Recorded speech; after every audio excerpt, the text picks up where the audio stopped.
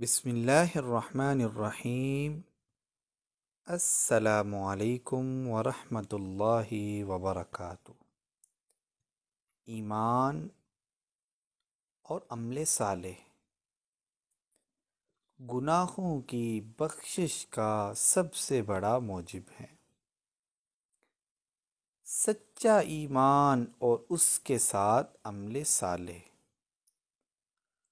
اللہ تعالیٰ کا فرمان ہے والذین آمنوا وعملوا الصالحات لنکفرن عنہم سیئاتہم ولنجزینہم احسن الذی کانوا یعملون۔ اور جو لوگ ایمان لائے اور اچھے عمل کرتے رہے تو ہم ضرور ضرور ان کے گناہوں کو معاف کر دیں گے اور انہیں ان کے نیک اعمال کا بہترین بدلہ دیں گے۔ سورہ العنکبوت آیت نمبر 7۔